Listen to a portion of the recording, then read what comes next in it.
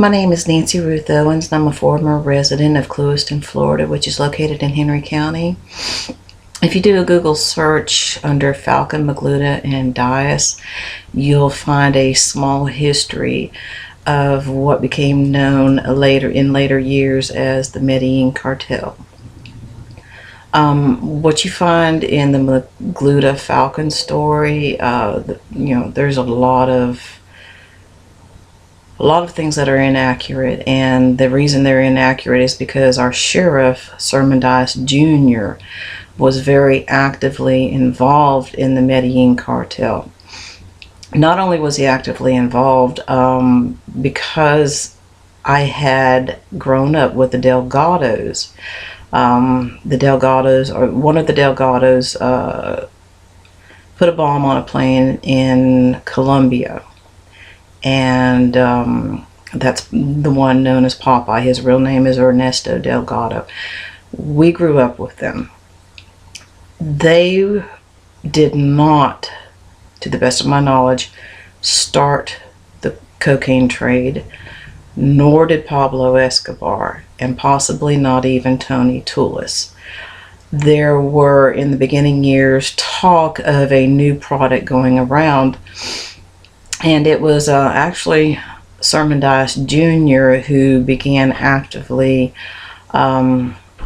pursuing the Delgados, and I'm going to presume he would have pursued the Escobars, so on and so forth.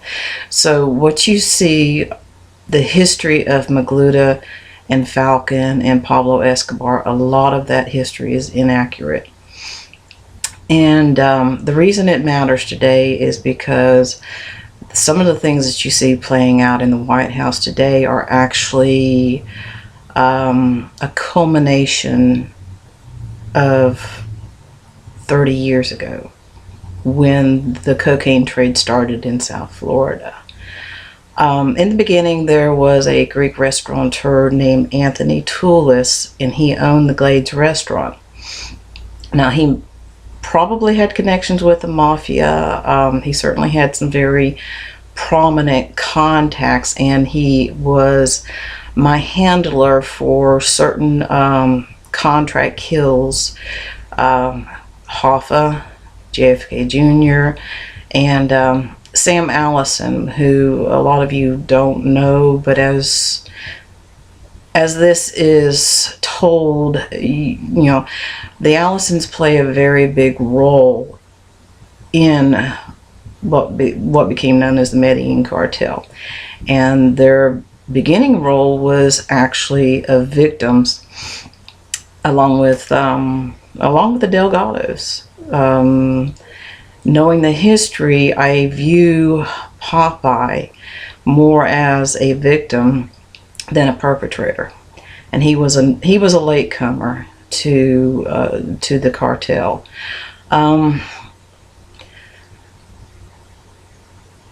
Anthony Tulis is the one who set up the Reagan contract to kill.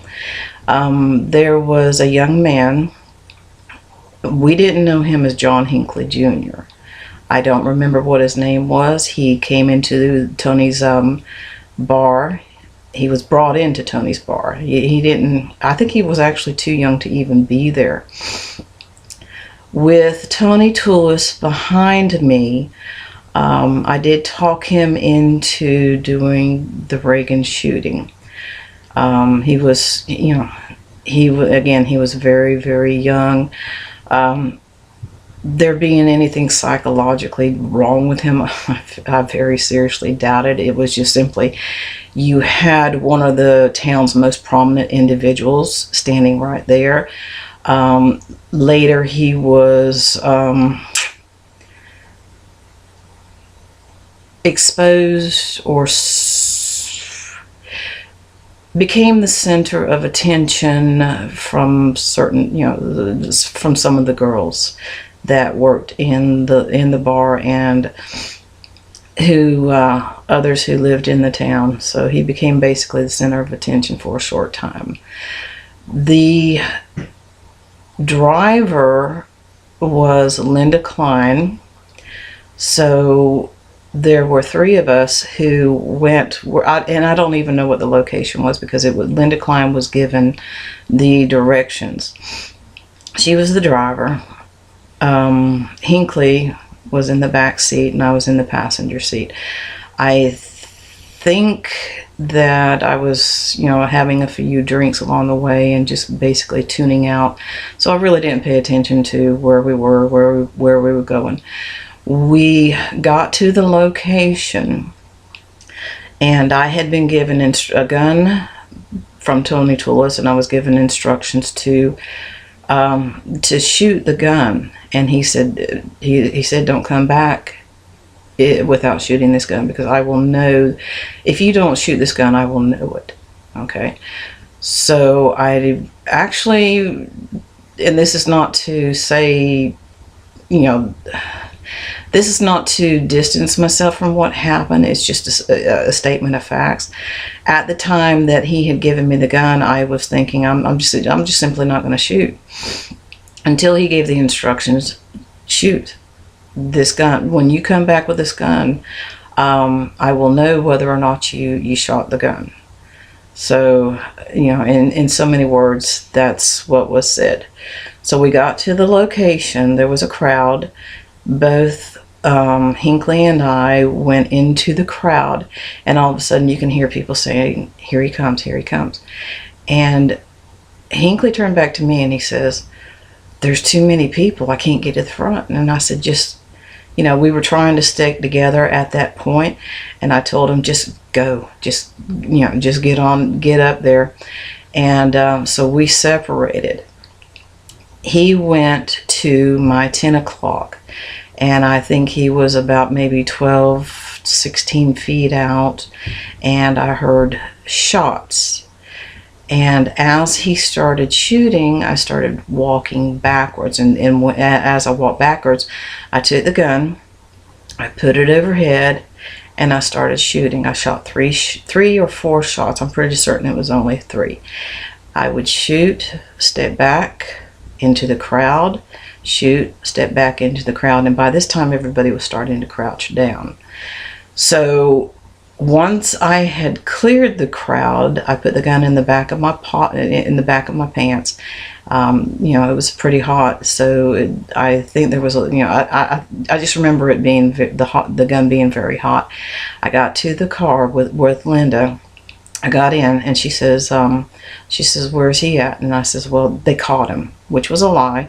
They had not caught him. I just simply was, okay, let's, I'm in the car, let's go. So we pulled out, and we went to the east, and there was an off-road, and I told her, turn in, just turn.